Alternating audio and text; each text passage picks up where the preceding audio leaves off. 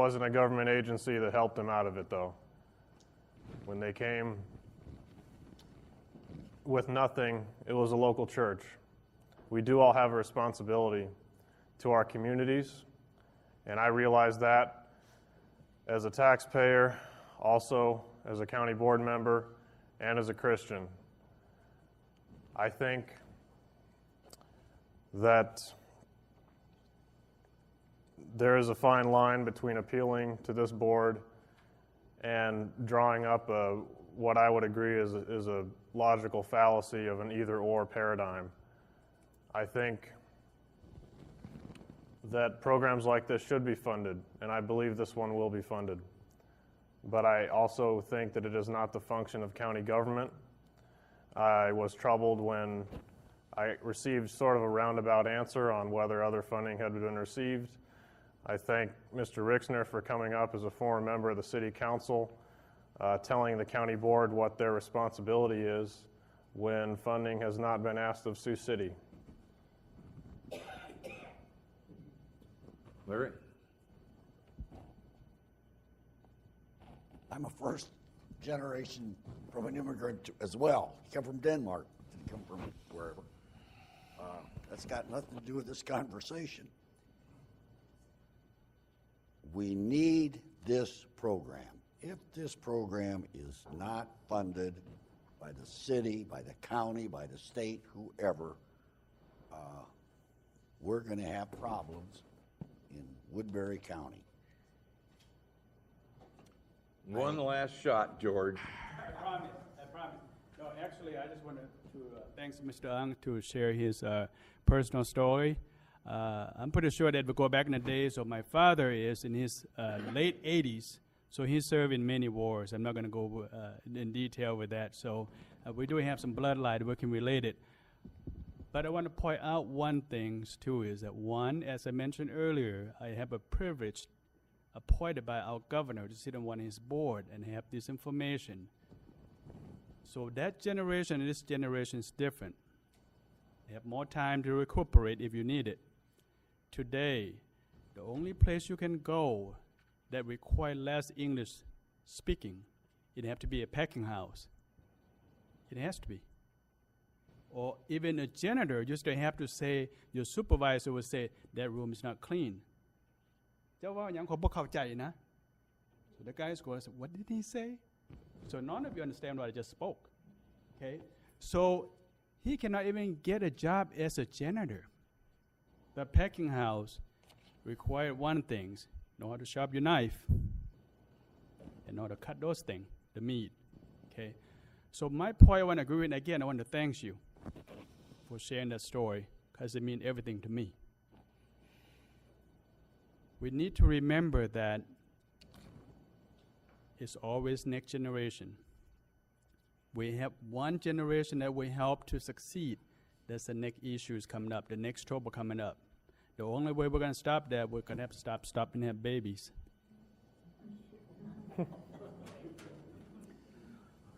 I'm confused. All this discussion says if the county doesn't do it, it's going to die. I don't buy that for a minute. This is an opportunity for the Sanford Center to become even stronger. Where is Juvenile Court Services? Where is the Department of Human Services? I sit on the DCAT board. The money they can't use goes into that. Why aren't we using those funds? This is a school program. We have some school board members out here advocating the county to spend their money. Maybe they should be spending some of their money. If it's that important, where is the school district? They ought to be stepping up, along with Juvenile Court Services and Department of Human Services. Those are the people that are dealing with these kids. Juvenile Court Services, Department of Human Services, and the school. I mean, we all of a sudden have nowhere to go but the county. Counties don't fund this stuff across the state of Iowa. They fund the jails. Sure they do. by law, mandated. We have juvenile detention, mandated. We have probation officers, state, mandated. I really, seriously, why are we only talking about the county? There are other sources out there. And nobody's gone to ask. I mean, the answer was, we ask you, that's it. We're it. If we're it, you got a really big problem. Because we can't fund all of these programs. Counties don't necessarily fund any nonprofit issues. County's gonna be the one that's going to take the brunt. All right, call a question.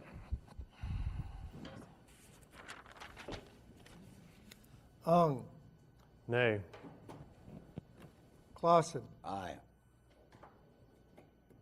Smith, Aye. Taylor, Nay. Monson. Nay. Okay, next issue. Western Iowa Community Improvement Regional Housing Trust Fund.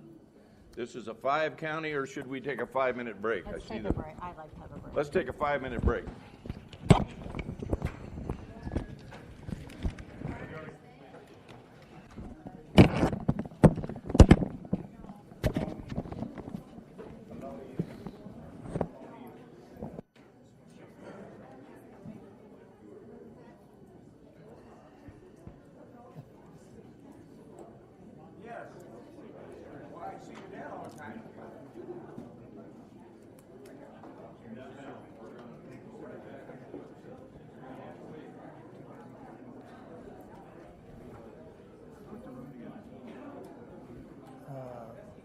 Mark, I think.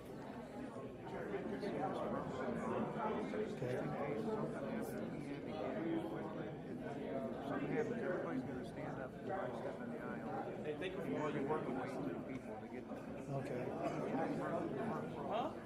All right. Yeah, for next year. Okay. Yep.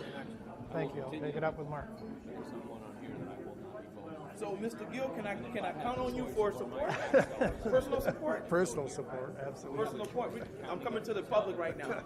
To the public. We need this program. So I'm going to start with the county board. Yep. Personal support. I don't have any problem with the program at all. I think it's a good But program. we need support. And I'm talking about in terms of personal. I'm talking about personal dollars. Open up the checkbook. Oh, I don't have a vote. No. I'm talking about you personally. Oh, yeah. Oh, absolutely. Yeah, that's what I'm talking about. Absolutely. That's what I'm talking about. Yes, I will. You're stopping the drug problem. You're stopping so many other problems. Thank you. And I want to start with the fundraiser with you. I said I want to start with you with the first fundraiser. We need some help. We need some help now. We pushing this past county government. Now we are appealing to the public now. We need your help. We need your help to help us do this. Now, are you willing to get side by side with me to stump these streets? Because you talk about fundraising. You know, since they cut this program, I'm going to be honest with you. I've been out in them streets, since October 21st. You know how much money I've raised since October 21st? $8,000. You know, everybody tell me, no. I've been out there raising that money, trying to raise money. I've been out there, night and day, talking to people. They've been telling me no. You know, That's not true. So what I'm saying to you is this: I'm not upset, but I want you to get alongside of me and help us raise money for the center so we can help the city. Okay? That's all I'm saying. Starts to step back because they will. Because they can't.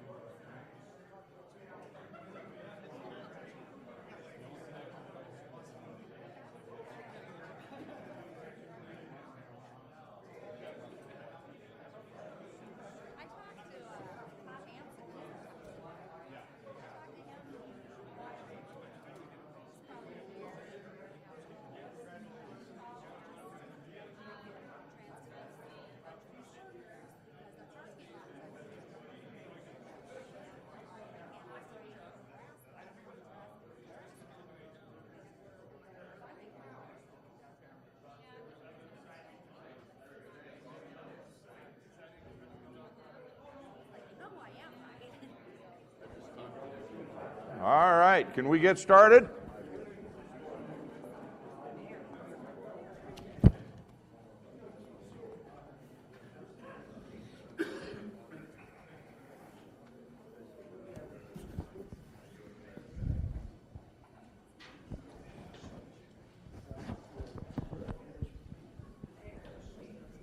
Okay.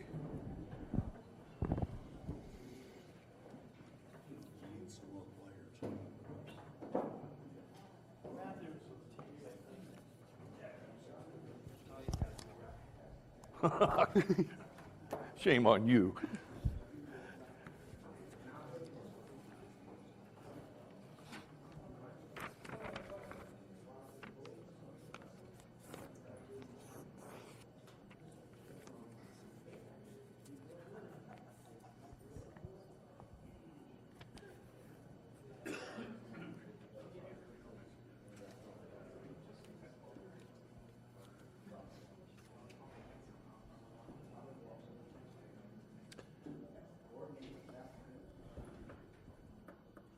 We lost one.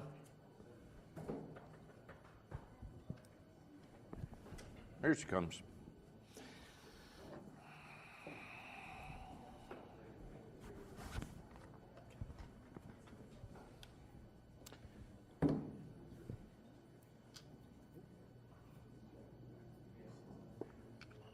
Okay.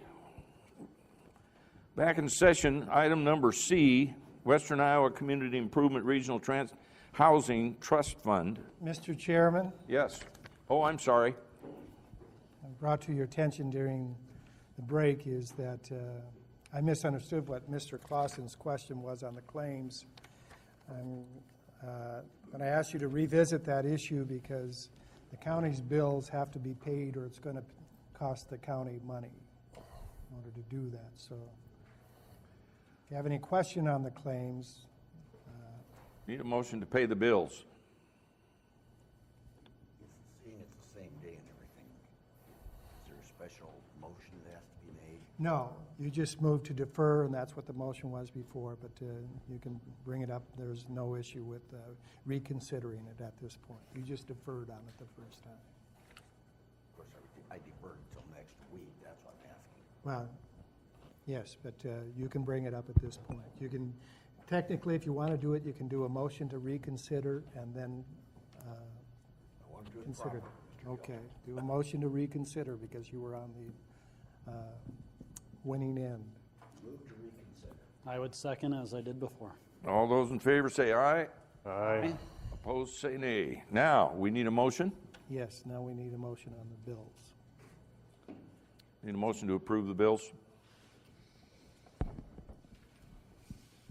That's wrong over here. I'll move it. Need a second? Second. Discussion? All those in favor say aye. Aye. Opposed say nay. Abstain. Thank you. Are we good? We are good. All right, Western Iowa Community Improvement Regional Housing Trust Fund. That's the third time I've read it. Yes. Before we do this, has there been an allocation of monies? Most of these were funded last year. Doesn't matter, if there's not an allocation of funds, why aren't we doing this? Well, the allocation will probably come out of non-tax dollars, as they have in the past.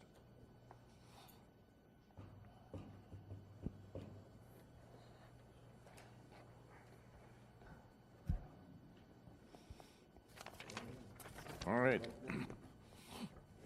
Housing Trust Fund is a fund that was put together by Simcoe. It's rehabbing houses to keep low-income and elderly in those houses. Each of the 5 counties contribute $15,000, and using those dollars to match, the Housing Trust Fund has brought in about $900,000. Personally, I think matched dollars that bring in that kind of money is good. Dwight, you want to speak to it. Mr. Chair, members of the board, I'm Dwight Lang, Executive Director of the Siouxland Interstate Metropolitan Planning Council, or SIMCO. We're the council of governments that operates in the tri-state area. In Iowa, such as this program, it's Woodbury, Cherokee, Ida, Monona, and Plymouth. And basically, as Mark, the chair, stated, there is a nonprofit that's behind this. Why? Because when the Iowa Finance Authority wanted this set up, they required it to be a nonprofit. That was the funding mechanism they wanted locally. Some counties were interested at the time. Were interested at the time in doing it themselves, but they wouldn't agree to do that. They really wanted it on a regional basis, basically at the same as the COG, and that's the 5 counties.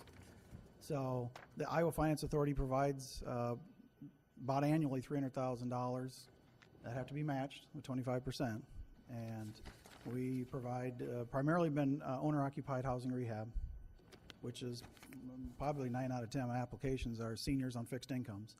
And my pitch is, today we talk about new homes. Affordable new homes are 150 to 200,000, and to me, that's not affordable. Affordable is under 100, and that's the ones we're trying to save. So they'll be there for the future because if they get tore down, red tag, that doesn't help us for future generations. So, Do we do this in Sioux City? no, Sioux City gets its own allocation. So it's primarily in Woodbury County, excluding Sioux City. So it's the communities, unincorporated, incorporated, all the areas but Sioux City because they have their own allocation directly in the city limits. Okay, need a motion? Mr. Chairperson, Yes? this is, I guess to go back to Mr. Clausen's question is that, I think this is part of the budget process, isn't it, Dennis, that we're talking about here? The discussion as part on the agenda item is, it also says tax dollars, gaming, and lost funds. So when you're making your motion, that needs to be considered. And what's been the past practice, Dennis? Informational, we did fund this for the first time last year, because I think it's a new program. We did fund out local option sales tax for fiscal year 14-15. I would move that the board fund the Western Iowa Community Improvement Regional Housing Trust Fund at $15,000 using local option sales tax. Second? Is there? Need a second? Second. Discussion. Dwight, how much did it draw down? 'Cause we got to figure $900,000 here. Well, it's 25% match. Well, it's 300. It's been annually about 300,000 per year, and these funds are again come from the Iowa Finance Authority. So every year we have the opportunity to receive 300,000 for our area, approximately. All right, so But- the match is 75,000. Yes, per year. Draw down year. 300,000. Yes. But the rest of that's drawn down from Iowa Finance? And you've already contributed once. We were fortunate the second year to have Federal Home Loan Bank dollars to match it. That's a grant, so again, nothing's guaranteed, and we'll apply every year. But just for us to make application, we have to have the local funds in hand available to apply. And grants, you don't know until later. Usually the Federal Home Loan Bank's first of the year, so we need to have funds available so we can apply, draw the funds into the area, and then if we can get other grants, we will use those and then push these to future years But we also got 500,000. from the Federal Home Loan Bank. There you go. That's been helping in the mix of match as well, to a certain percentage. There's a lot of formulas that you can use so much of Federal Home Loan Bank. We got to have some local and some from the Iowa Finance Authority through the trust fund. But basically, you're talking 75,000 to draw down an additional 225. To do 300,000, 25% of 300. Right, but that's included in the 300,000. No, it'll be 375 with the match. 300,000, With the 75 match would be 375 total 375. for the entire 5-county region. And if those funds are not utilized, If the local funds aren't utilized, we'll report back. There is a board that meets, and you have a representative on that, and we would push those to future years. You could pay them back, or we would utilize those the next year to continue the program. And they would be accounted for in Woodbury County. We made a promise that we're not using Woodbury County funds in Plymouth or Plymouth and Woodbury, that, the funds and the homes we rehab, would be your funds would count for homes in Woodbury County.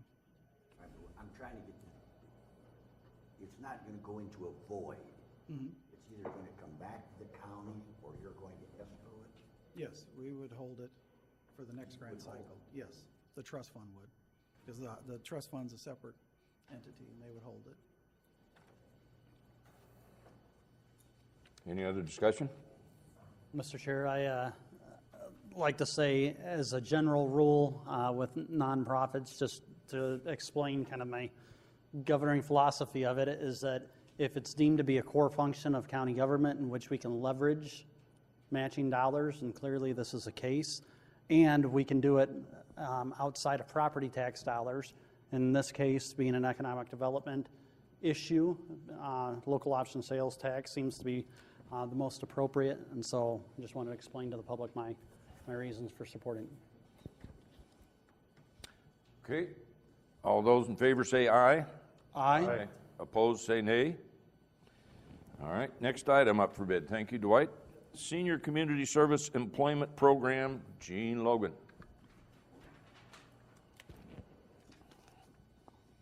I was going to try to explain it, but if I did as badly as you did the last one, I figured I'll let you. Thank you. The Senior Community Service Employment Program is a program that comes from the Department of Labor. It's Title V money. It does require a match. Participants in this program need to be 55 and older, at or below 125% of the federal poverty level. And the reason that it's known as the Community Service Employment Program, this is the only federal employment training program that incorporates community service. Participants make the minimum wage, and if the minimum wage in a state is higher, they make whatever that state minimum wage is. And that's something that I understand maybe we'll be facing in Iowa, don't know.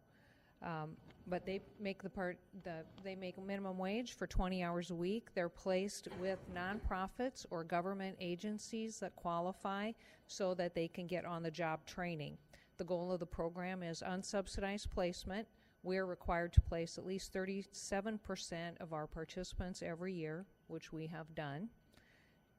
And I guess I'll answer any other questions. Some of the agencies that have our participants in them would be our own, the Alzheimer's Association, the City of Sioux City, and both the Parks Department, the Welcome Center, maybe even the museum, the Social Security Administration, the Judicial Department at one time had one, DHS. It's a wide variety. Red Cross, the Center. Do you have any additional questions? Need a motion? I would move that the Senior Community Service Employment Program be funded Out of? out of local option sales tax as an Second. economic development opportunity to the amount on the agenda. Second. Discussion? I would just ask, why is it 10,474 and the last one was a round number? Is there a rhyme or reason? Well, that's all we need. We do, agencies that participate, they How can give novel. us a cash contribution or. Thank you, thank you. All right. All those in favor say aye. Aye. Opposed, say nay. Siouxland Regional Transit System, search. You can explain it. Well, the Siouxland Regional Transit System is a rural transit system, again, operates in these same 5 counties we just talked about, Woodbury, Cherokee, Idaho, Monona, and Plymouth. We're open to the general public. Anybody can ride, but obviously our core ridership is seniors, elderly, and low income. And I guess Brenda, our transit director, can expand on that if you have questions. But we receive funding from the DOT, both federal transit funds and state funds, approximately a little over $600,000 this current year for the 5 counties. And there's always some match required. Everything's always 80-20, and we have contracts too as well that we do with a lot of different schools and agencies to provide transportation. But again, it's to get people to the doctor, to get them to work. We'd really like to, we've had a lot of discussions with industries on how to get people to work, and it's always the issue of hours. We do operate 5:30 a.m. to 7 p.m. Monday through Saturday. And there's a lot of interest in being even later into Saturday evening, even Sundays.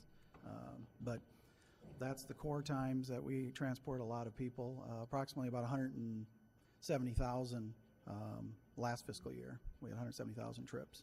How do we get to 2.5 million?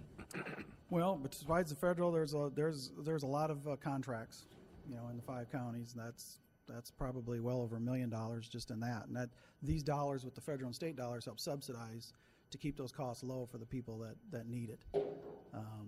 And then we have that's the primary part of it: FTA, STA funds, local, and contracts. How many buses? We have 49 buses, about 60 drivers, full and part-time. And the office, again, is the same with the Simcoe office at 1122 Pierce Street. And we dispatch and everything out of that office. So what you would estimate the fiscal impact of the county if this program were to be reduced or to not have that match of $33,320, that we would lose? I've heard the number 600,000 somewhere. Well, the 600 is the total federal state assistance we receive for the 5 county areas. Okay. I don't know. So that's in total the 2,500,000. The 600 is part of that. Yeah, Okay. That's the least. I understand. There's probably like 350 that's federal, and probably about 250 that's state. I think that's going to be going up next year just because we're providing considerably more rides over the last couple of years than we ever have. It's increasing. I think last year was like 16% increase. So the investment that the county is making would essentially have a federal match 18 times as much money from the federal level. Okay. Need a motion? I would move that certs be funded through gaming revenue. Need a second? Second. Discussion? All those in favor say aye. Aye. Opposed, say nay. Meals on Wheels. Anybody here? God forbid I'm going to explain this. Meals on Wheels has been funded in the past through county dollars. They provide meals to elderly at home as well as senior centers. I see them stop across the street from my house, drop off lunch 3 times a week, which they do throughout the county. The program is funded at $329,969, and our match is $12,760. Discussion? Motion? I would move that the Meals on Wheels be funded through gaming revenue, Mr. Chair. Need a second? Second. Discussion? All those in favor say aye. Aye. Aye. Opposed, say nay. Next page, programs funded in the past. Council on Sexual Assault and Domestic Violence. $5,586. This organization has been beat up severely. Not that's a bad pun. Their area has increased by about twice, and they cut their funding. I don't know that that amount of money is going to make a lot of difference in their lives, but discussion. I think this is a great organization, Mr. Chairman. It's not one that fits within overall philosophy of county funding, so I'll not be supportive, although I think they do tremendous and wonderful work. Need a motion?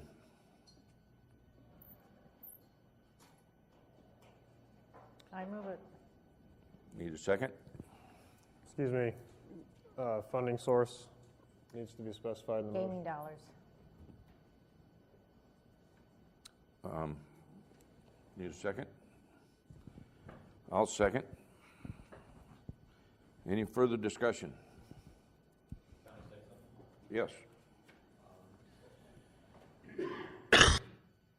Jim Rexner, 114 Midvale Avenue. I was past president of the Council on Sexual Assault and Domestic Violence Board of Directors. I was on the board for many years. Their work is vital to what we all do in the community. I understand the conversation that's going on up here. I understand the dilemmas you face and what you're trying to do. But I will say this. This organization does an outstanding job of raising money. I mean, they do. I mean, poinsettias, you know all this. that they make every effort through volunteer efforts and the support of the community to maintain their operation. They have no billable services. They can bill nothing for what they do. So, I mean, this may not be a large amount of money, but every dollar means something to that organization. And I think it's consistent with some of the words you've expressed today. Just want to share that. Okay. All right. Chair, I would just second Mr. Rickford's comments that personal sexual assault is vital to this community. It serves a number of individuals. Some of you folks may or may not experience someone showing up at your door 2 o'clock in the morning with nothing but 2 kids on your arms. This council does, or the Council on Sexual Assault does.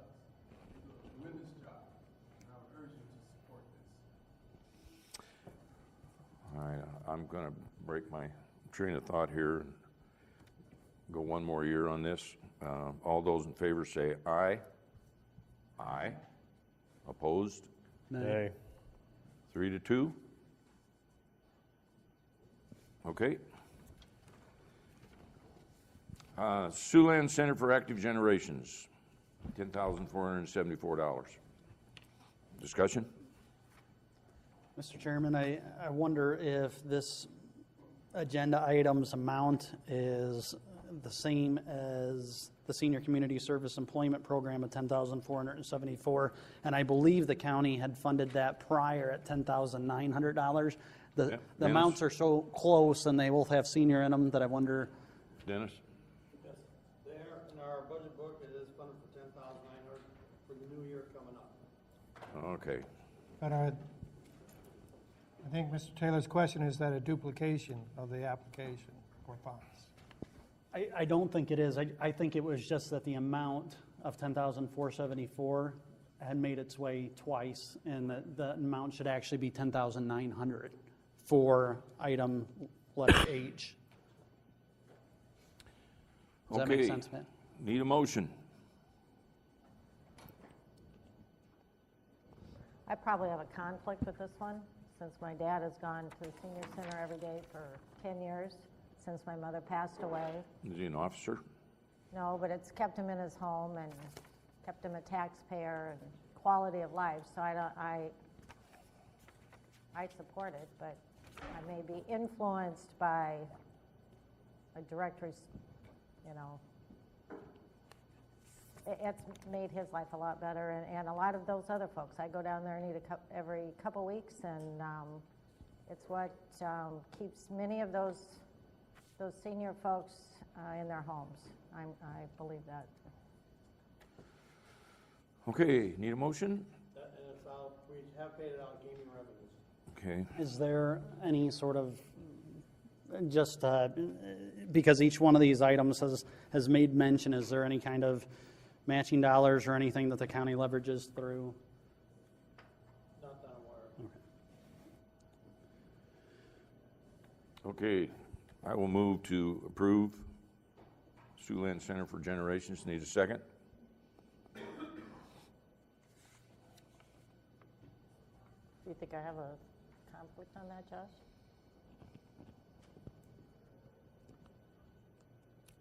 Or is it what I think? Well, it's up to you whether you feel it's a conflict or not. I mean, ultimately, it's your call.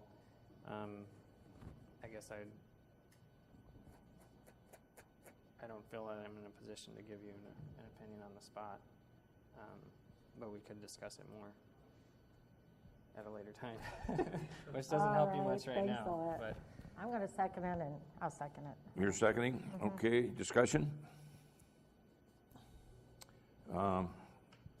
Every town has a senior center.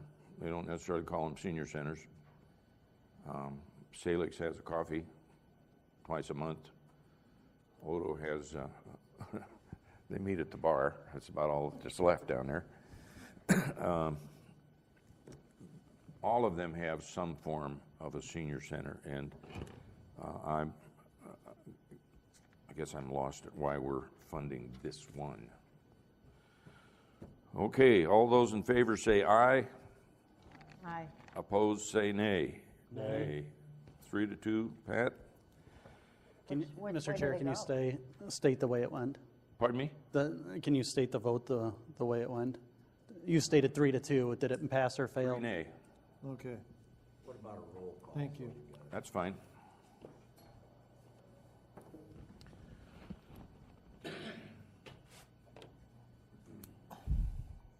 Okay.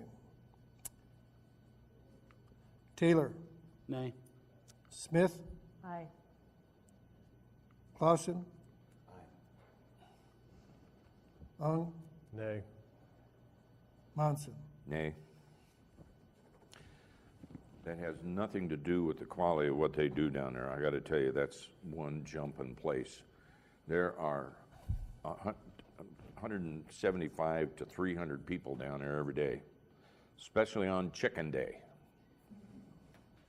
Go when they have chicken. Mobile Senior Center, $2,000. Need a motion? I'll move it. Need a second. Second. Mr. Chairman, can you make the, state the motion that we're making as far as, I see the amount, but is this out of a certain revenue source? It probably was out of gaming. It was out of gaming, yes. That's my motion. And I'm sticking to it. All right. All those in favor say aye. Aye. Opposed say nay. Nay. Roll call.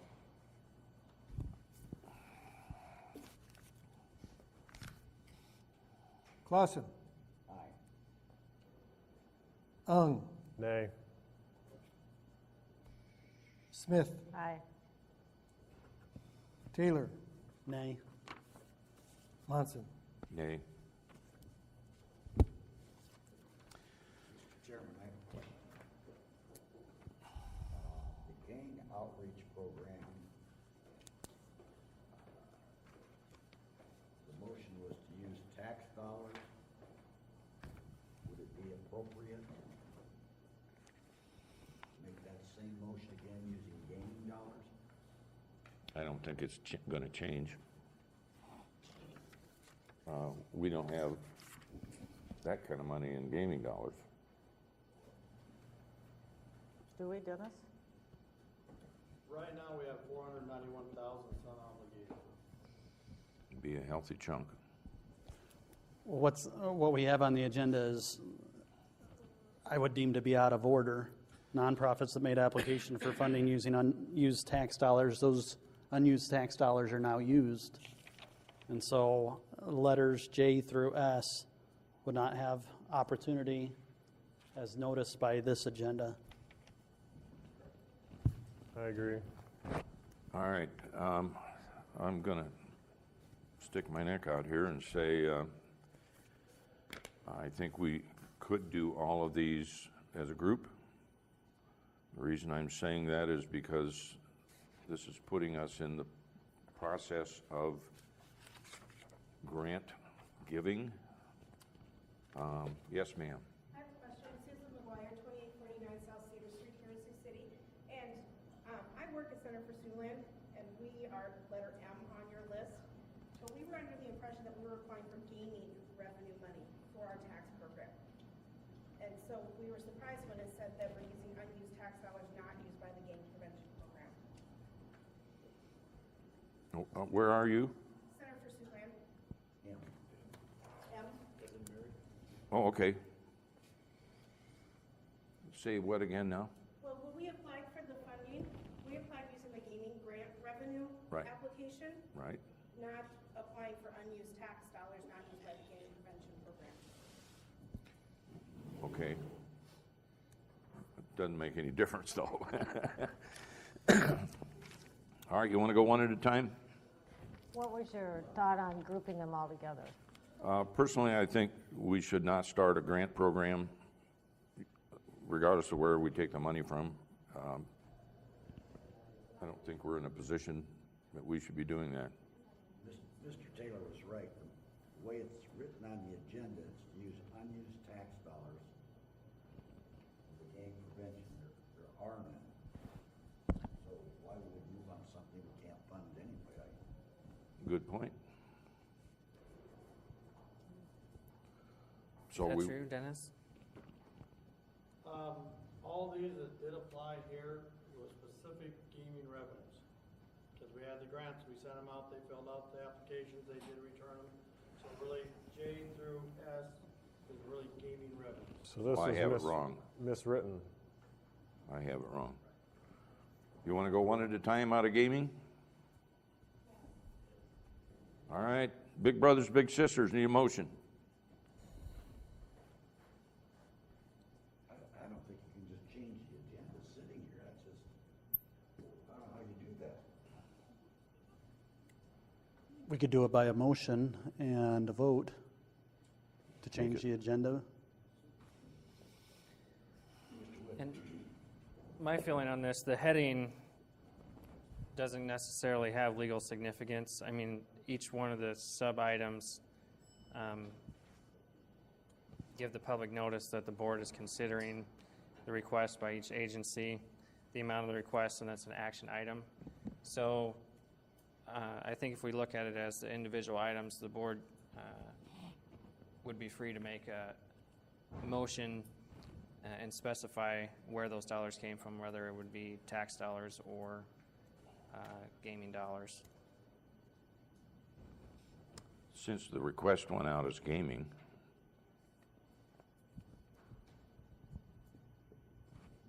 Yeah. Right, it did.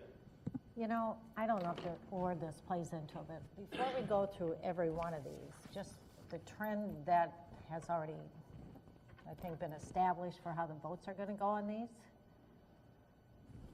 does it make any sense just to do one motion?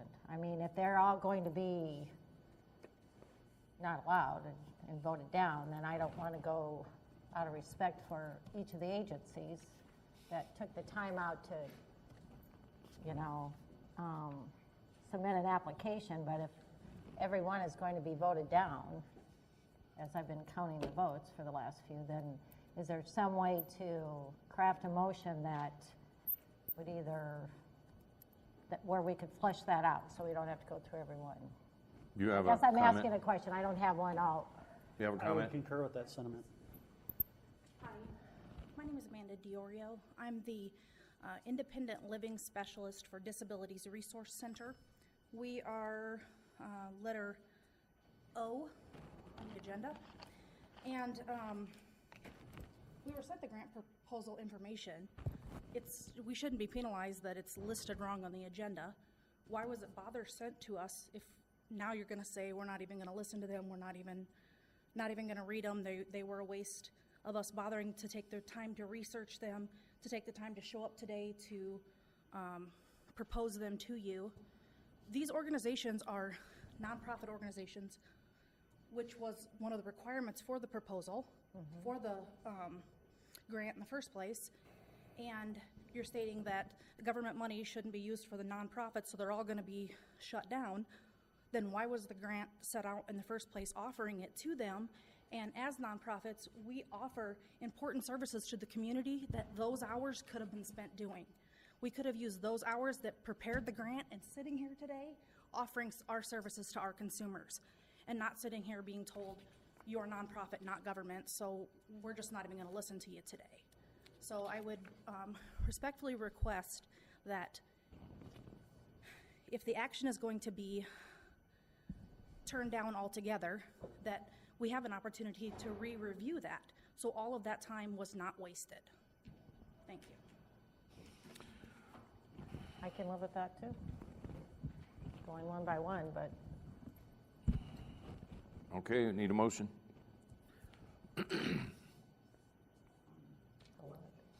Well, we can either put all 10 of them together, or we can go one at a time. At this time, I think the motion you should consider is to correct the agenda at this point. Correct the agenda? Yes, whether, how you're going to take these, how they're going to be titled and how you're going to take them. Do you have that all written up over there? Yes, I would just say to strike the title that is there now, and that you would consider the applications that were made for gaming revenue dollars. So moved, Mr. Chair. Need a second? Second. Discussion? All those in favor say aye. Aye. Opposed, say nay. All right. You are the acting parliamentarian, is that my understanding? That's my understanding. I'm just trying to get a record that we can live with. I did not get an answer to my previous question. What was your previous question? Item B, gang outreach. It was proposed using tax dollars. I'm wondering if it would make any difference if we made the motion using gaming dollars. There are two different issues. Procedurally, you can do that. Legally, you need to ask Mr. Widman that question, whether taking action on that at this point. And the answer to that is that the agenda item on that issue is very specific to tax dollars. So for the board to consider a motion using another funding source, it would have to be listed as an agenda item at another meeting. We just did the same thing here. But we did it on an agenda item. We didn't do it on a past vote. You've already voted affirmatively by a majority vote to use tax dollars to use tax dollars for the gang outreach program is what I'm referencing. We've already taken that vote as a board. Yeah. My understanding of Mr. Clausen's question is that he's referring to 13B, which was talking about the fiscal year upcoming. That item is very specific that the board is considering using tax dollars. The difference between that and the agenda items currently before the board, these J through S, is that they don't specify under each item where the dollars are coming from. Well, it does in the heading, using unused tax dollars. And we just changed that. Well, but then we could change the other. It's the, But you're changing something we would be having voted upon already, correct? Using tax dollars. the previous item has been settled. The item that was on the agenda was specific and it was settled. So what you're asking now, Mr. Clausen, at this point is to add an additional agenda item. No, I'm asking to go back to 13B, fund it using gaming dollars instead of tax dollars. You are asking to reconsider an issue that has been settled. And in order to do that, members on the prevailing side of that issue would have to make the motion to reconsider and put that at a different point. Then you get into the legal issue as whether it was put on the agenda properly, because it's talking about tax dollars. So that issue has been asked, it has been settled. So at this point, unless the members want to vote to reconsider that motion, you can do that, but it's still specific to taxpayer dollars. What you're asking for is to add an item to the agenda. And just so that we're clear, my opinion on that would be that it's not properly on today's agenda. So it would have to go on next week. In order to fund, if you're asking from gaming revenues, that would be the proper thing to do. And then my only question would be, and this would just be for consideration for you to think about, those dollars are already allocated, the past dollars, the up to 78,000 tax dollars. No, different. He's talking about the one going forward next fiscal year. Okay. All right, so you want to make a motion to place that on the agenda next week? I don't think I need to make a motion, I'm just talking to the chairman. No, we're going to make a motion because we're going to do either what the majority wants or not. All right, I'd make a motion to bring this Could back we next week. wait till board's concerns at that point to make that motion? Okay. That's why I asked the parliamentarian, because I wanted to do it right. Okay, we're back to the list.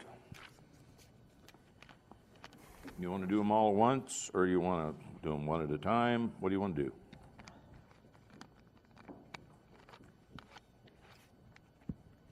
Chairman, I would move that we take up all items collectively. Coming out of gaming. Correct, as it's now retitled per the past motion. Okay. Anyone like to speak? Is Yes, there a sir. second to the motion, Mr. Chair? Oh, I need a second. Second. Okay. Yes, sir. Name? Harold Mettenbrink, 3301 Walden Avenue. I've been here for, I guess, an hour or two, and I don't in any way like to think that I could be on your particular group. You have some real tough decisions, and maybe it's just me, but I have a real problem understanding unused tax dollars and used tax dollars. And I guess the basic question I have is, why is the County of Woodbury Board of Supervisors interested in dispensing tax dollars out to charitable organizations? I guess my mind just doesn't grasp that. In other words, I'm paying tax dollars, okay? Now, a group of people are saying, hey, let's disperse that out to some charitable organizations. And it just doesn't follow for me. Maybe there's something there that I don't understand. I'd like to see the law that governs that, if you would. But I just don't understand tax dollars going out to charitable organizations, because somebody, you have to have a whole set of rules and regulations and procedures. All these people are applying for money, and then who decides, oh, this is better than that one, so I'll give some money here, but I'll turn down this one over there. And I sure don't envy your position, but I just have a real problem understanding why the County Board of Supervisors is taking tax dollars. If you want to build a new bridge on a county road, fine, have at it. But I just don't get the relationship between the county board, tax dollars going out to charitable organizations, just as a taxpayer. Like I say, if it's a county work, you know, I don't have any problem with that. If you want to build a bridge or a highway or whatever the case might be, take care of the county courthouse, the jail, whatever, to me that fits under the umbrella of jurisdiction. But to have somehow have an organization that says, whoa, we're going to take these tax dollars and do this. I might not like the one that you do, and I'm not in any way condemning or agreeing with the various arguments I heard this morning about who's good or who's better, or the world is going to come to an end if you don't. I just have a basic problem. The county taking tax dollars and giving it to a charitable organization. Because look at the time that you've taken and the time that the community has taken to get involved with this. And you sure can't make everybody happy. Thank you. Thank you. Harold, Mr. Mettenbrink? Yes. I think the confusion arose, and I won't take any credit for this, was the heading, using tax dollars, talking about using gaming funds, not tax dollars. Yeah, I can then, well, even then, you know, you've gotten yourself Right. in a position of, you have to make a decision, this is more, I agree with that. is better than, you know, and if you ask me to be on the board, I have no desire to be there.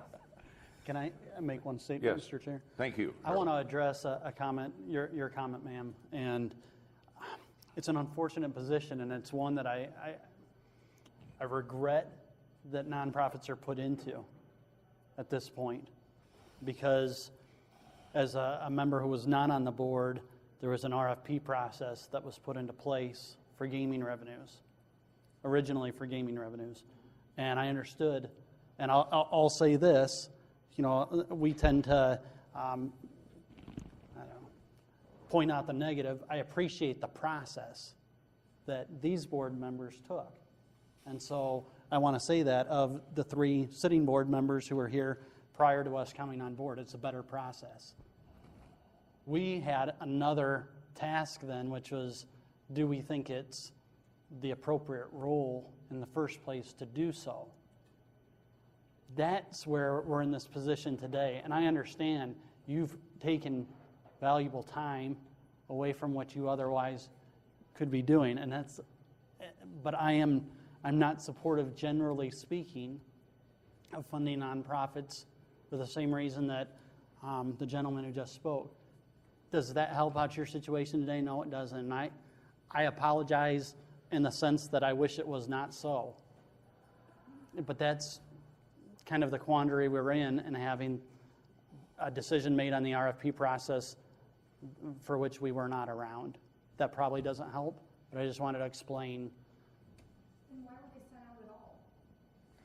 Quite honestly, there was a different philosophy in December with the former board members, and the landscape has changed. That happens in politics. Different philosophies come in, and it comes down to voting. Are there enough votes to continue the practice, or are there not? And I've just kind of looked at the last two, and it's painful, I think, to go through every one now and have them all go, to vote. I don't want to assume anything, but I was just trying to save us all a little bit of, I don't know, not feeling very well about any of this, because I think regardless of what side you're on, and we obviously have different viewpoints, it's not pleasant for anyone up here, or any of you there. Well, So. and I think we don't want to make you go through any more length of time if that's not going to carry. If it does carry, then we'll go through each one of these individually.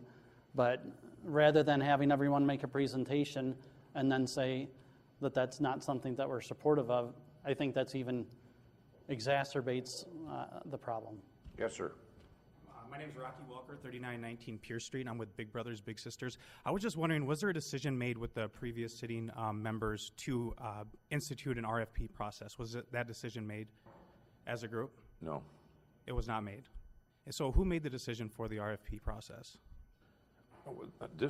Was this an RFP? Yes. We It's a grant application, the board said go ahead and send it out. Was it a board motion, Dennis, that it was in a... And if that was a board motion, I'm not trying to debate going forward of whether the Woodbury County supports nonprofits, but if there was already a decision made to accept, send out an RFP for this year for this unused gaming revenue, then I think that those, and I might be incorrect, but then those funds should be used for this year, and then you should tackle that issue going forward. This really is for next fiscal year. Okay, well then if that decision was made for this fiscal year to have that RFP, and then you had the application process and everybody, went through that, then maybe going forward you look at that process. But if that was a board decision and it passed, then I think that is something that should be honored, at least going through the process for this year or this next upcoming fiscal year.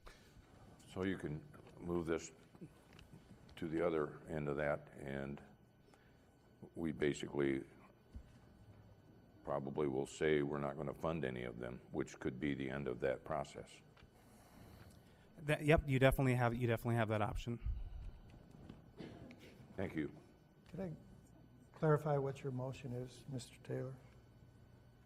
The motion was to look at all items J through S, whether or not the county will fund these using gaming revenue, as it has now been retitled on the agenda. So your motion is to take them, it's not the decision to do them one at a time or in block. It is to do them once.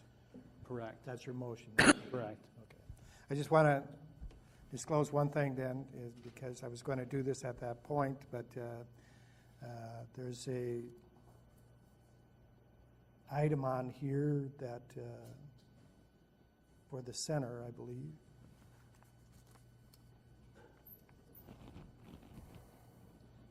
The Center for Siouxland, request for $10,000 to support tax preparation for low-income, elderly, and minority residents. I want to disclose that I volunteer extensively for that program. Okay. You don't have a vote, so you're all I right. understand that, but listen, I've heard from the community too on all these issues. So I want to be clear. Yeah. So a yes vote means what? We approve these 10? That we're bundling them together as one vote, from what I understand. So then we have to make another vote, another motion? Is that your understanding, Mr. Taylor? Yes, it is. So this one's only on putting them all together into one? Correct. All right, all those in favor say aye. Aye. Aye. Opposed, say nay. Nay. Okay, now we need a motion. Sure. Before, you've lumped them all together, I understand. I think we just lumped them all together. I know. I understand the whole process about funding nonprofits and how the county government should not necessarily fund nonprofits and how you choose some that you do and you don't. But in looking at the other things that you've funded already, you're funding things that make an economic difference in our county. And some nonprofits provide programs that make an economic difference in our county. The Volunteer Income Tax Assistance Program that we've provided at Center for Siouxland for the past 30-some years makes that economic difference. Last year, we prepared and filed electronically 1,375 federal income tax returns. It brought back $1.7 million to Woodbury County and to our community. When you look at what the NAIA brings in at 2.2 or 2.5 million, how do you compare with that? I mean, and we're making increases every year. I know we partnered with United Way starting in 2008, and we did just a pittance of the files that the tax returns that we are doing, and we have grown that program exponentially. I think when I looked back, we did around 200 tax returns that first year. Last year we did 1,375, and we're on our way to do more than 1,500 this year. So, there are nonprofits who are doing good things. All nonprofits are doing good things. That's what we do. But there are nonprofits who are making a difference economically in our community as well. Thank you. Okay, need a motion.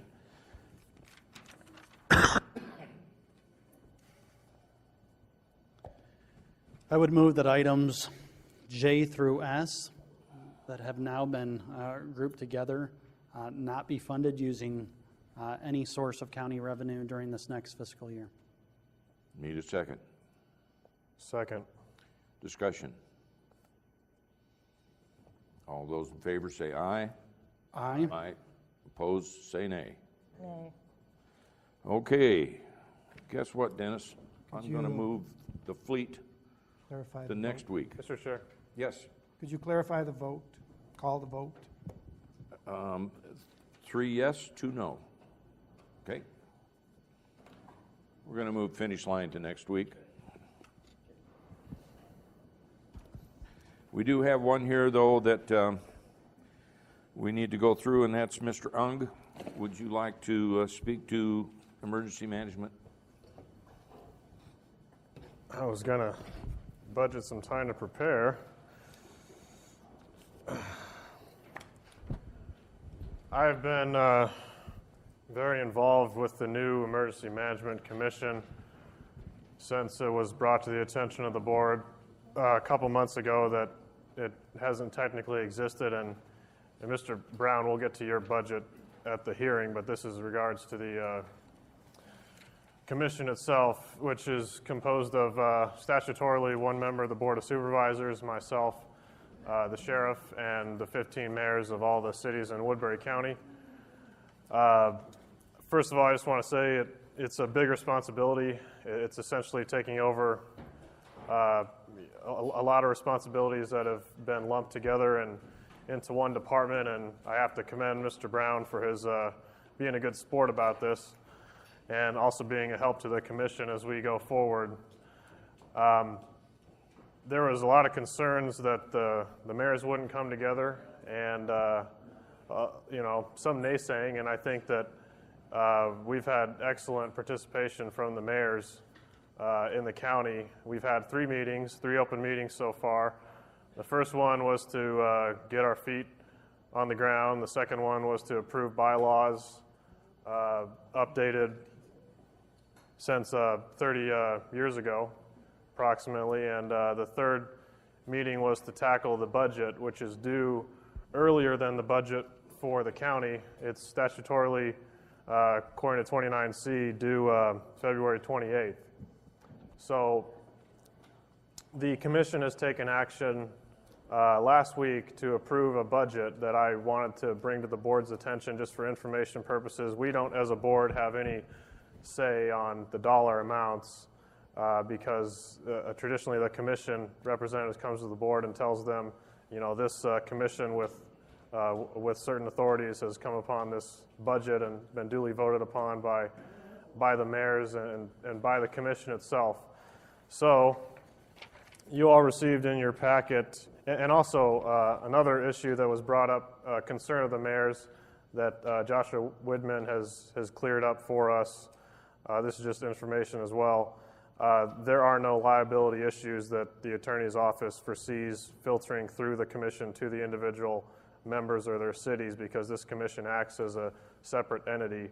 And so that's good news for everyone that sits on this commission.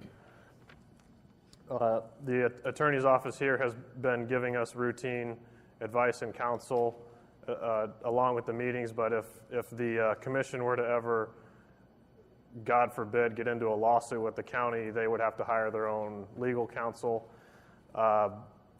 Also, the bylaws are very specifically laid out in administrative code what they need to contain. So the commission has elected to use Woodbury County Human Resources, namely Ed, in hiring and in Human Resources, any disciplinary action on the new coordinator, which is mandated by law to be hired. So there is one position for this commission they do have to fill by law. So we are using Woodbury County attorneys Woodbury County Human Resources for those needs. We had a daunting task in order to figure out, since the commission would make the first move in deciding how much of services existing in the county it would take under its control, in addition to the necessary management authorities, grants, other things like that, and of course the coordinator mandated by law. We were presented with different budgets, anywhere from, I believe, a low of $121,000 to a high of $633,000. The commission worked very hard, and I want to again commend the mayors in dialing this down. We made, we didn't have the same crowd here, but we made almost a 50%, by some estimations, more than 50% cut in what we were considering, and this is dollars that the county basically has to pay. So this is money that we have to pay because the commission is the authority on it. If you look at the proposed emergency management budget for fiscal year 16, you'll see the total proposed is $146,900, less a $39,000 state grant for the salary of the coordinator, which heretofore has been given to the services side of the county budget to pay Mr. Brown's salary. It's also confusing because, as you'll hear from him and myself at the budget hearing on his side, the county's side, we had been paying him out of an emergency management line item, which was kind of interesting because that didn't exist. So we're doing a lot of cleaning up. That's why some numbers are a little higher and lower that we'll all explain to you, because there's been a lot going on behind the scenes.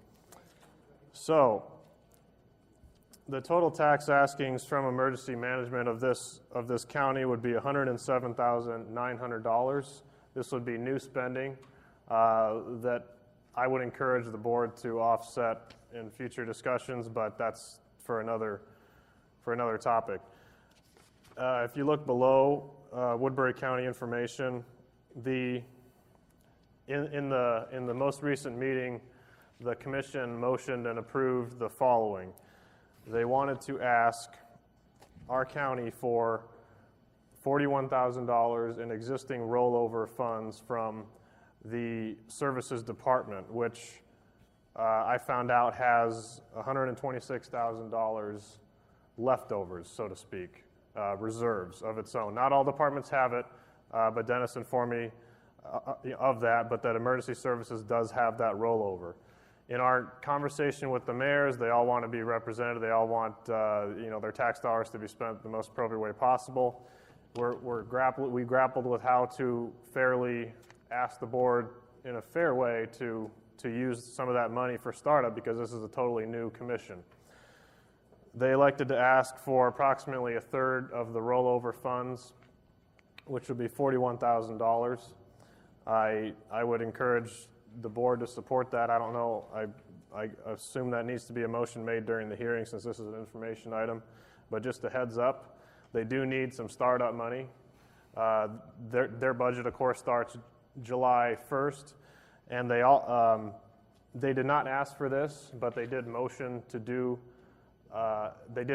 hire a coordinator 2 months ahead of the start of the fiscal year to get them acclimated to the climate, because this is a amazing and complex organization that Mr. Brown has set up out at TSI and out at Climbing Hill. This is something that someone needs to walk before they can run. So what we motioned on earlier to authorize Human Resources to hire, that's not strictly paid for, I think. So in my conversation with the chairman, I think that it would be fair for us to also give them an additional $11,500 in rollover from the existing 126, which would cover those 2 months of the salary of the new coordinator, which we already motioned and approved their salary. Additionally, the commission motion and unanimously approved requesting the county board for $22,000 paid out of gaming to buy a vehicle for use of the commission, which is certainly fair, as they're charged with emergency management in the whole county. My personal philosophy on gaming funds is that we have a lot of unforeseen expenses in regards to equipment that is very, very necessary, and as a fund that can accommodate different types of requests, I think this is a fair use of gaming funds to this $22,000. That would result in a net tax asking of $85,900. Technically, we need to receive the $107,900, but I just want to make you aware that the commission has asked, and Dennis has been at the last one, Widman has been at the last two, and we've had, and Ed has helped as well, but the commission has deliberated all of this, and so those are the numbers, and the savings, as you can see, was over $100,000. There may be a room for improvement on our side, but the commission, being new, decided not to take on a lot of different services that the county already provides, just because in our research of other counties, and when we went to ISAC training school, talked to a lot of different coordinators and supervisors that are aware of their own commissions, and it's just hard for us to be compared to anybody, because we're so much of an outlier in what we provide in the way of emergency services. And so I would just there's probably stuff I forgot to bring up, but if anyone has any questions from the board, I'd be happy to answer it the best I could. My question would be, do you have all those motions ready to go? Yeah. Yes. I have them ready to go for the commission side, but for the services side, I do have my own thoughts, but we'll have to deliberate on that during the hearing. Okay. I'm going to go to 16 and skip it in the interest of time. I'm sorry, Mr. Chairman, I was working over here, did you defer on 14, or what did you do there? Yes, we deferred to next week. Okay. As well as 16. Okay. Are you going to present a budget? Citizens' concerns, Basically. anyone out there want? Patty? Me, Brown, one of the mayors.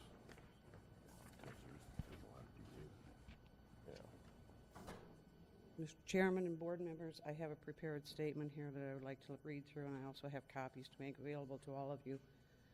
During my 25 years of employment with Woodbury County, I have received 3 performance evaluations, and all have been positive in their content. However, since December 2014, when questions of HIPAA violations were brought to light by the Social Services Office, the work environment has deteriorated rapidly. Following that, on January 12, 2015, I was provided with a draft version of a corrective action plan by Mr. Ung, Mr. Gilliland, and Gloria Mollett, the Assistant Director, was also in attendance. The 19 items on this draft corrective action plan were deemed, quote, effective immediately, end quote. Further, on January 21st, Ed Gilliland and Gloria Mollett returned to my office with the official corrective action plan of 19 Woodbury County Board of Supervisors approved items that will, quote, will be in effect as long as you are employed by Woodbury County. Failure to specifically follow this corrective action plan in every respect will result in disciplinary action against you, up to and including the termination of your employment, end quote. At no time during either meeting was I given an opportunity to question, receive further clarification, or address any potential contradictions and/or conflicts in fulfilling my duties and responsibilities. In reviewing these 19 items, first, I believe it imperative the contents of Iowa Code 28E, Sioux Rivers Regional Mental Health and Disability Services, as reviewed, coordinated, agreed upon, and signed by the Woodbury County Board of Supervisors on December 10, 2013, and further amended and approved on January 5, 2015, be recognized as the binding agreement it is and as registered with the Secretary of State. Second, I believe some of these items are based on historical events that at the time were directed by the Woodbury County Board of Supervisors, but no longer play an active role in my responsibilities. Third, as written, some items require further clarification and clearly defined job performance standards that would allow my adherence.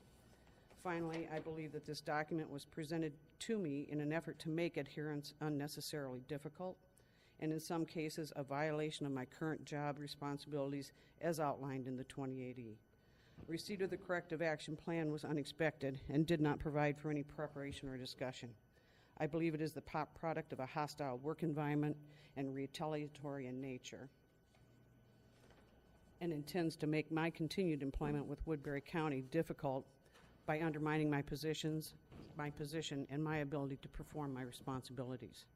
Additional actions occurred on February 9, 2015, supporting evidence of a hostile work environment when Ed Gilliland, Gloria Mollett, and Jean Jessen of the Auditor's Office arrived unannounced at the Tri-View office and required employees Lisa Wilson and Teresa Yoakum to respond to questions regarding payroll entry and claim submission.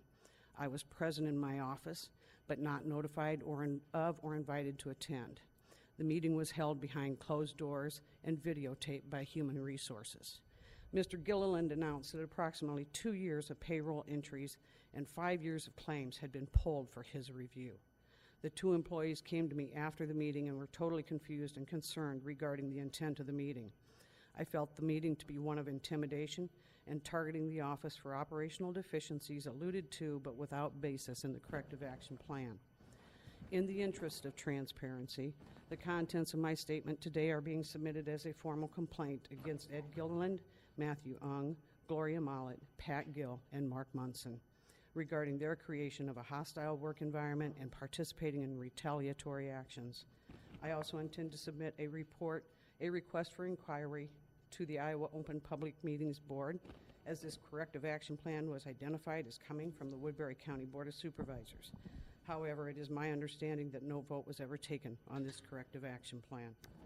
In closing, per the Woodbury County Employee Manual complaint process, quote, no employee shall be subject to any form of retribution as a result of making a complaint under the complaint procedure. Specifically, an employee may not suffer further disciplinary action, reduction of employment status or benefits, or discrimination in employment, promotion, wages, or transfers because of filing a complaint. Attached is my response to the corrective action plan. It is my hope that a positive work environment can be restored through the utilization of open communication, interdepartmental support, and transparency. I do have a response to each one of your 19 items, Mr. Monson. If you care to go through that at this time, I'm prepared to do so. I don't need to do that now. Then I will make this available to each of you, and I'll also make it available to the media, and thank you very much. far as a response, I would say it's a personnel matter, and clearly we can't comment on any kind of personnel matter. I have the right to claim whether a personnel matter is in open or closed session. I agree, and as county policy, we would not comment on any kind of personnel matter in public.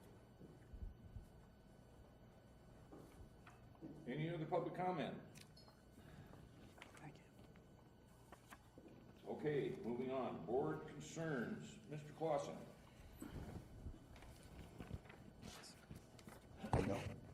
You don't want to make a motion about 13B? Oh, you want that as a motion? To reconsider that? It's a motion to reconsider. No, motion to add, to put it on the agenda next week. I move 13B put on the agenda next week to be funded through gaming revenues. That work? Need a second? Second. Discussion? Roll call. Can you repeat the motion, Mr. Chair? Can I clarify it? So that I know?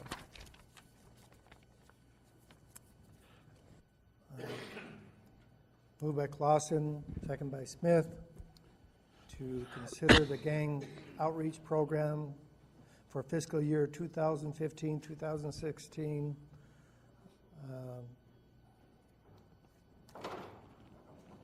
At $186,925 using gaming revenues. Okay. Roll call. Is there Excuse me? discussion? That on the agenda. Is there discussion, Mr. Chair? Sure. I just want to make one point. I'm going to vote affirmatively for this because it's a request for an agenda item. Not necessarily tacit support of what's being proposed, but as an agenda item, I think that that's fair of any member to ask. And so just wanted to state that. I would also comment, and I would just say I don't think we need or it's even appropriate to hold a vote on an agenda item. I realize we want the on-record stuff, but we communicate with the chair, all of us, several times a week on getting things on the agenda, and if there's a disagreement, that can always be brought up in the area at the beginning of the agendas. To approve the agenda, to add an item to the agenda, to take an item off. It's always, in the end, a majority of the board's pleasure of what is on or off the agenda. So I just don't see the value in it. I'm not saying I support or oppose it, I just don't see the value in a vote. We have a motion on the table, Pat? right? Just want to, we discussed this previously, Matthew. Again, is that in conversation with Mr. Whitman, is that an agenda item when a board member sought to have it brought to place on the agenda, he'd have that conversation with the chairperson. And if the chairperson decided not to put it on the agenda, then the appropriate time would be at this time, supervisors' concerns, to add that to the agenda item for next week because to meet with the open meetings, the requirements of the open meetings law. And Mr. Clausen earlier asked to have that placed on the agenda. Mr. Monson asked it to be considered as a motion because I think he's in disagreement with having it discussed again. Okay. Roll call. Monson. Nay. Ung. Nay. Taylor. Aye. Clausen. Aye. Smith. Aye. Okay. What's your pleasure, folks? Adjourned. We have a, I don't think that's an option. Abdicate all responsibility and go home? we've got a conference board meeting here. 3:30. It's 1:30 now. We What don't do we have that left? many budget Not- items. I mean, You want to plow through them? yeah, if we can go do it quickly. All right, here we go. Next page.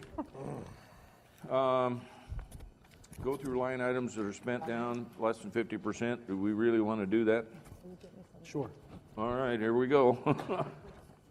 Well, my goal here is to take a second look as a board on items that have not been spent down to 50% through 6 months into this fiscal year. And then the budget analyst, has created a document with what his recommendation might be.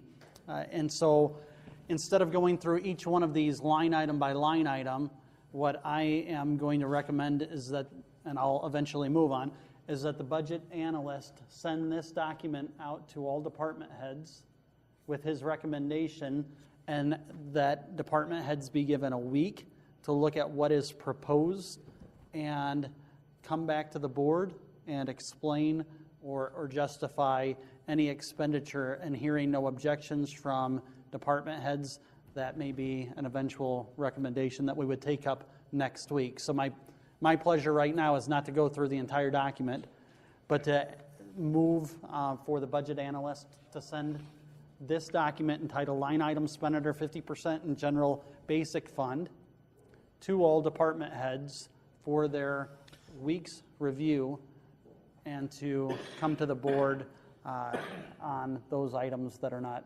funded at 50% or have not exceeded 50%. And the supervisors, I will make a friendly, and then I'd like to see that too. Okay. Is that a motion? It is. Need a second? Second. Discussion? All those in Yes. favor? Whoop. I'm glad that you've come to the realization you have to do things line item by line item. I think, personally, that we have to go through, I'm not opposed to this at all, but I think we have to go through the entire budget again, because we have not made any cuts. We've received the budgets, but we haven't done anything with them. And I think it's up to us to either make the cuts or not. So that's where I'm at. Well, and I agree with you there, where next week we would be taking action on some of those items. But if a department had received this and saw that the proposal was to cut by $5,000 to bring it more in line with what's been expended so far this year, and did not arrive to object or explained this is an end of the year purchase, this would help us to get the ball rolling and put the onus on each department head. And I'd also say this about the document: there are some blanks that our budget analyst has, and in that case, it would be a signal to the department head that this could be reduced, or perhaps we need more information on it. So philosophically, I think we're on the same page. It's just the means of the end. Right, and without redoing the budget with the department heads here and cutting them, that's not fair either. They should have a chance to make their case. Absolutely. And what you're doing here is taking a select group that Mr. Butler has come up with and just notified them in advance of that. So we're really not changing anything. We're just getting the ball rolling, right? All right, all those in favor say aye. Aye. Opposed, say nay. Move fair to lost. Jeremy. Mr. Chair, I would move that the county fair be funded through local option sales tax, through measured means of economic development, and that the fair costs for secondary roads also come from local option sales tax. Okay. Second. Discussion? All those in favor say aye. Aye. Opposed, same sign. Local option sales tax transfers. Matthew. Using the same logic that we can use the local option sales tax dollars to, or at least a portion of them, fund economic development. We currently fund 100% of the economic development department, and we currently fund, I believe, 80% of planning and zoning out of rural basic. And I would just move that by whatever amount would result in a 100% funding of the planning and zoning budget. I believe Dennis said it was $31,000, around there. I'd move that would be funded both departments funded at 100% through local option sales tax, decreasing the rural basic fund dollar for dollar as far as tax askings. Second. Discussion? All those in favor say aye. Aye. Opposed, same sign. Okay. Emergency services, finally. Mr. Winkle, thank you for hanging in there all morning and afternoon.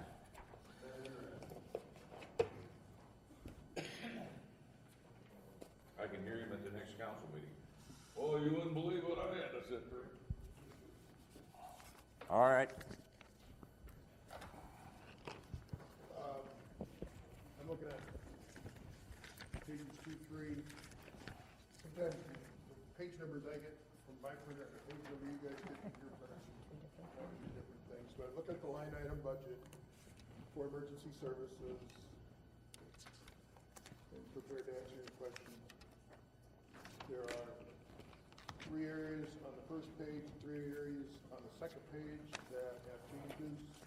Gas and oil, we asked for an increase of 2,000. Office supplies, an increase of 2,500. Gary, I'm sorry, where are you? Do you know the numbers, what line items you're on? Oh, what line item? Well, or what the fund number is, or 41, or 40, Mr. Chair. 20, I'm sorry, I'm just trying Chair. to. Yes. Before we move ahead with this, would it be appropriate to make motions based on the commission's requests? Isn't that next on the list? That'll be the next one Oh, after emergency services. okay. I'm just trying to catch up with you on where you're at. What, Okay, if you go to the breakdown that I gave everybody here, you go past the summary pages, you get here where it's just yep, the I'm just trying to allocation figure out where page. you're at. Okay. Actually, Office page supplies, 2, okay. 3, of the first set of numbers, budget's going through here. Under Fund 760.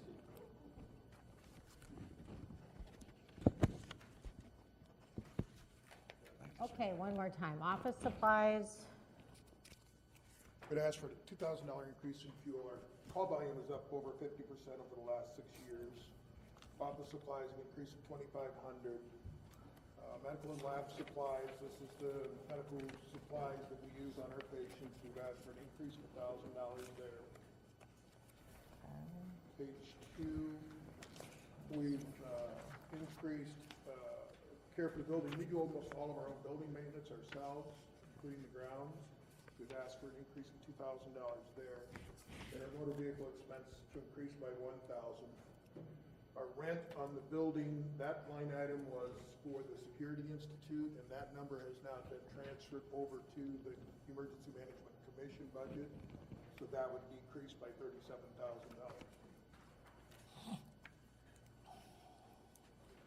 Can we slow down a little bit, Gary? Sure.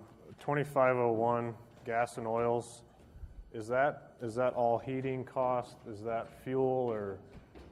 did you get all that? That's fuel for the trucks. That's fuel? Well, The I found some of it. 13,540 is Yeah. fuel? Okay. Yeah, there should be another line item here for LP, natural LP is talking on the about second. That's 4301. 4301 is heating the Climbing Hill facility And the garage. and the garage. The commission's budget, just so everyone is aware, budget's $5,500 for fuel. That is new spending. On gas and oils, you're saying? On gas and oils. Isn't that just for a car? $5,500 in gas for a car? Questions? Yeah, big questions. That's why I wanted to slow down a little bit. And are those for some of the single axle trucks? They're for the entire fleet. The entire fleet? That includes mowing the lawn, fuel for mowing the lawn, pushing the snow, we do all of that ourselves. We do all of our own janitorial, we do all of our own grounds maintenance, we do all of our own snow plowing. Biggest Realty and Secondary Road stops by and gives it a push, but and we do the majority of the building maintenance. We have to hire out the boiler work because none of us are certified to work on the boilers.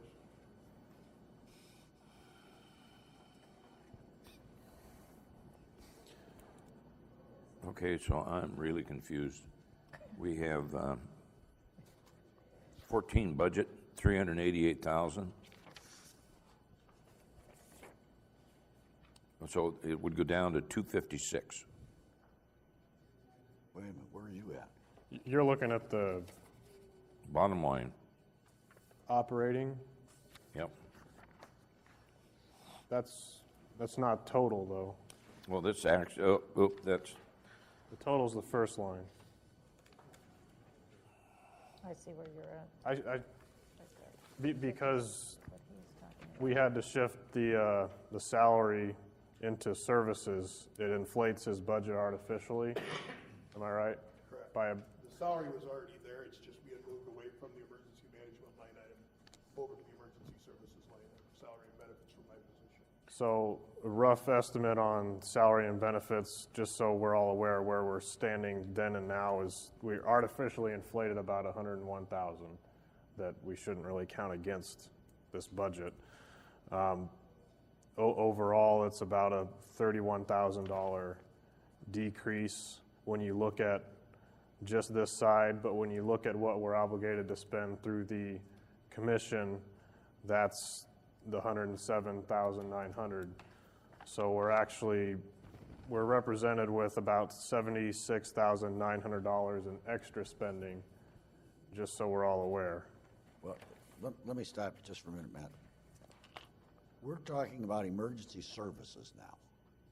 What you're bringing in is emergency management as well.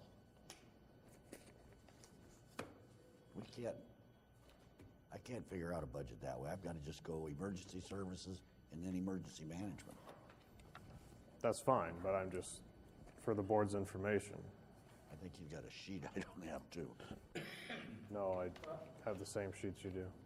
You got the same sheet. How'd you got You emergency gotta look at the management? top number there. This was in your packet. His budget this year is $453,749. Next year's proposed to be $613,580.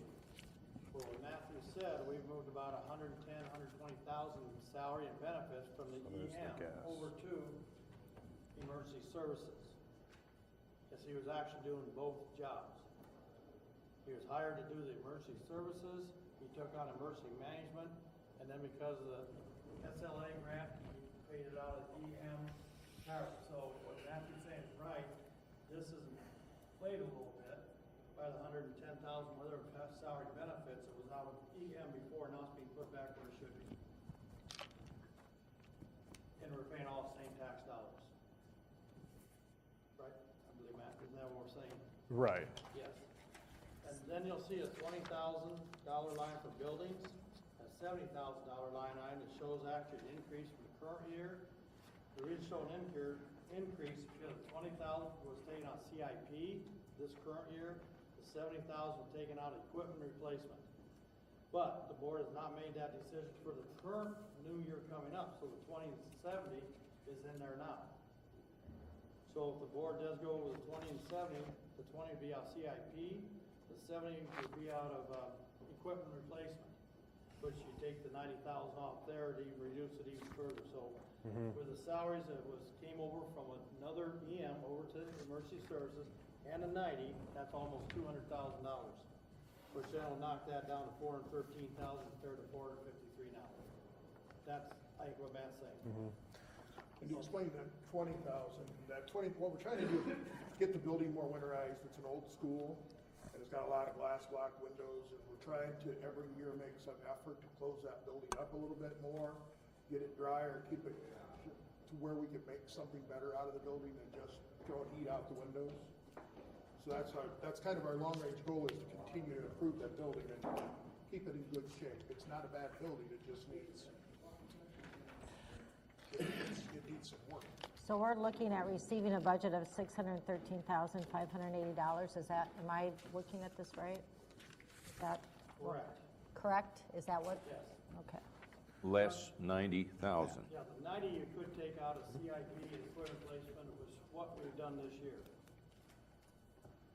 Okay. So you reduce that 613 down by 90,000, and you could take out the safety equipment for 7,125 out of equipment replacement also. The Dropping it down 97,000. right.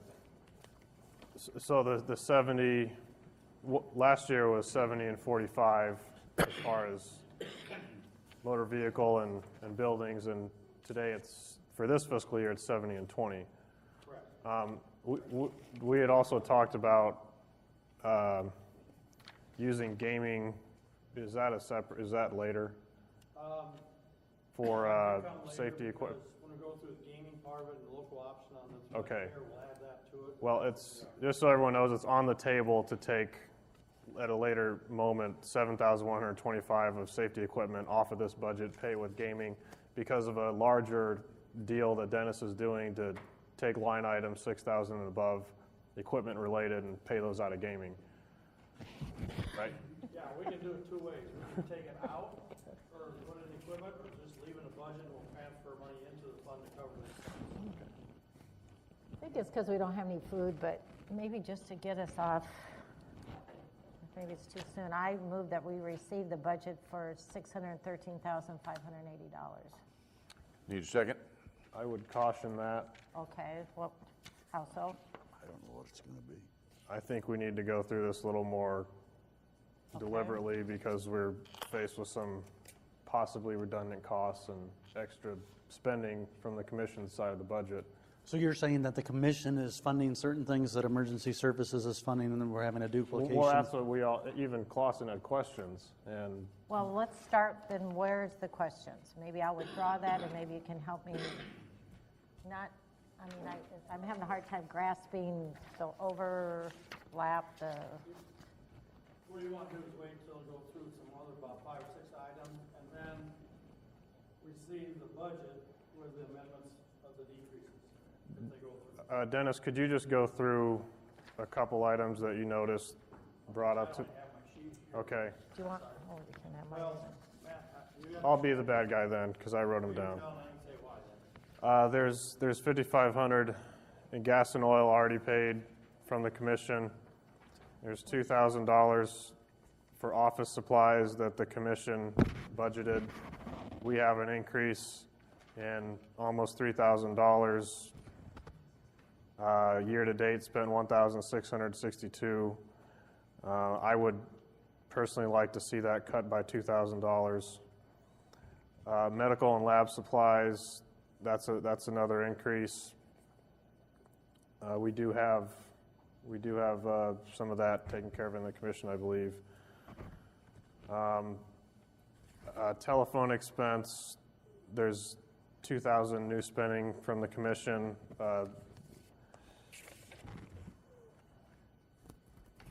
On page 3, buildings.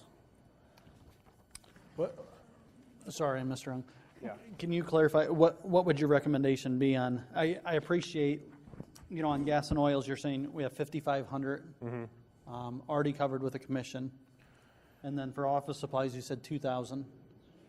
And are you recommending something for telephone expense?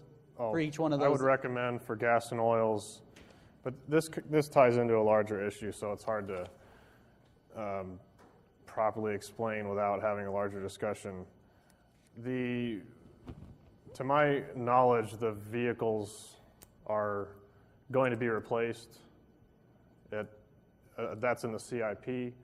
We have, I have some other thoughts on how not to manipulate these numbers per se, but as to how the 70,000 and 20,000 would be spent, that we could get into now or later as far as what sort of vehicles would be, or what sort of vehicles those would buy and what they would fund, and that's why Mr. Winkle's here, is to represent some of the mayor's thoughts on that.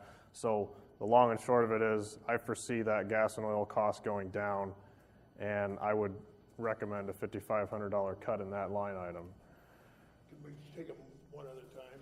The reason are, Just to help Matt out a little bit here, when you were EM, you were paid salary, everything out there. That's the only thing that's paid out. All the expenses related to that were paid out of ES. So what we're doing is going back and looking at the EM, and there's expenses there that are actually being paid. Exactly. Yes. So when Gary did 2 jobs, services and management, those were all paid out of services.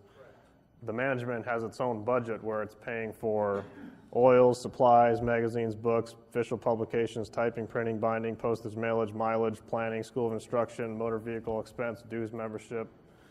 These are things that we probably shouldn't just rubber stamp and say we're going to increase one while the other one already had this is new spending. But on the emergency management budget, you're also bringing a new employee online that's going to have a vehicle that's going to have their own expenses, their own repair. They're going to be running a separate office. They're going to have their own school of instruction to go to. In the past, I've paid for most all of my own school of instruction. I'm required to have 84 hours of continuing education a year, and I pay for most of that, and I pay for most of my own travel. So that's why it was never in the emergency budget, the emergency services budget, and I didn't figure it was fair for the new person in emergency management to try to do what I've been doing because I could just never had the money. On the fuel and the emergency services line item, that's a direct result of the increased demand on our call volume. We've had over a 50% increase in our call volume with the squads. What we're trying to do is to size down the type of vehicle that we use that will still allow us to carry the equipment that meets the threshold for every town in the county, not so far downsized that we can't carry some of the essential equipment. So we're going to hopefully a leaner, meaner fleet. So as this call volume, we don't see this call volume decreasing, we see it increasing. And it's going to hold the line on our fuel costs and on our motor vehicle costs. That's why we're trying to transition away from that 2.5-ton truck and going to more of a heavy pickup truck with a topper and a rollout bed. We feel that based on what we believe are the needs of the services, as diverse as they are in every town, we believe that that is the style of vehicle that makes the most sense to us. We've got a Suburban that we've tried to carry, and it's a 3/4-ton Suburban that we've tried to carry a significant amount of stuff in, and the vehicle becomes unstable, especially on the county roads, and it becomes a challenge. Right. Well, I think we'll talk about the vehicles later, but I would still, for the board's information, recommend a $5,500 cut in gas and oils. From which budget? From the services budget. That's what you're looking at the commission's budget. This is the service. Yes, this is the services budget. And you're saying there's $5,500 already allocated for the commission. So the idea, as a simple guy, the idea you're saying is simply by having a commission, we're not increasing $5,500 in fuel, in addition to any increase that may be requested by emergency services. Exactly. And even though I know there may be a portion of that may merit some sort of increase, but what you're saying is we're not trying to grow emergency services management. Right. All of I'm that just going double. through and asking questions based on what line items are duplicated, and it's been a lot of work, Jackie. I'm sorry. Oh, no, bless your heart for doing this. You've done a good job. It's just hard at this end, it's just hard to grasp everything. Gary, these two budgets are going to have to be done together, because with Mash is suggesting.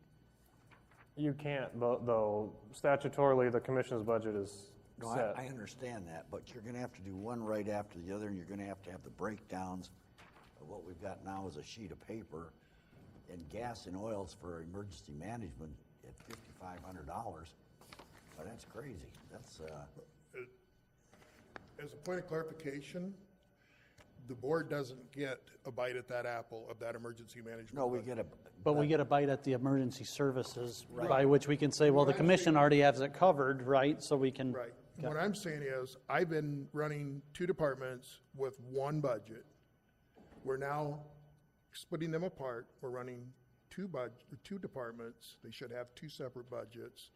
You're adding a whole nother employee. You're adding another vehicle for that employee to drive. You're adding all the expenses for that other employee to try to pull that out of the emergency services budget. If you take $5,500 out of my fuel line item, for example, we're going to get about 6 months into the year, and we're either going to have to come back here and ask for more fuel money, or we're going to have to stop taking calls because we'll run out of fuel. We'll run out of money for fuel. the majority of the fuel you see burned in this budget is burned on the emergency services side going to calls. Well, that depends on the type and number of vehicles, I would just point out, and that's, we can either have that discussion now or later, but. So you're recommending taking 5,500 out Yes. of gas and oil, 2501? On the next page. Wait, stop with that one. Okay. Last year, now this is granted 2 budgets, there was 20,000 burned up in fuel. So you're decreasing the total amount for both combined to about 15,000. There's been 10,000 spent year to date in just the one budget. With the current vehicles, yes. See, it's not like I can come over to emergency management and say, hey, if you haven't burned all your 5,000, can I have some gas? Yeah, I understand that. So we're saying between the two, the proposed 13,540 and 5,500, that would be at 19,040, correct? 19,040 compared to 20,000 in FY14. Correct. Right. Okay, so that would lead me to believe, let's just go down this rabbit trail for a second. That would lead me to believe it's essentially on par, right? 19,000 and 20,000. I don't see a big difference. But then Mr. Ong says, wait a second. There's a vehicle change that might reduce that amount of fuel that's being consumed and some average unit cost that's probably going on. So rather than delay that, can we hear what that is, that might reduce that? We might as well. For that, at the chairman's request and my own involvement on the commission, Mr. Winkle, would you bring forward some of your suggestions for the CIP and $70,000 motor vehicle expense? Because this is representing a shift of how this singular pot is spent, not necessarily, he's not adding or deleting cost, he's just, the way that we decide to spend these dollars through gaming influences the fuel cost, and that's what I was getting at. Yeah, just real quickly, why I'm here, I guess, is because I'm on the executive committee of the Mayor's Commission. I was elected to that and have had a lifelong interest in this stuff. And originally, the commission was considering taking the EMS and the emergency management both under their direction. And so initially I was asked to put together a budget for the new Mayor's Commission that included both services, both areas. So in that scenario, we would have kept one budget in a sense, although it would have been 2 areas. So maybe it would have been a little easier to understand. Yeah, but see, the commission doesn't have that authority. Emergency services is under the county. Emergency management is under the commission. Right. That's true, but in quite a few counties that we talk to, they do run those out of the same organization. But that's a moot point now. I'm just giving you background. Because the commission decided to get their feet wet first and not do EMS, just do the emergency management. Hence, the budgets are a little more complicated. So I'm just giving you some background why I'm here. So in that role, I was going around the county as I put the combined budgets together. And I was talking to fire chiefs, ambulance directors, and mayors. And you get a little different perspective and employees. I've talked to the employees quite a bit in EMS, and there's no employee in EMR yet, or EMA, whatever you want to call it, emergency management. So working on that budget, I was talking to everybody, and some things came to light that the majority of the mayors in a meeting in Climbing Hill after the E911 meeting expressed to me that they'd like to see changed on the EMS side. And so at that time, the decision had not been made to go just EM or EM and emergency services. Am I making that clear? Trying to. I don't know how you got down that road, but. Yeah. So, anyway, the number one thing that I was hearing in the county from ambulance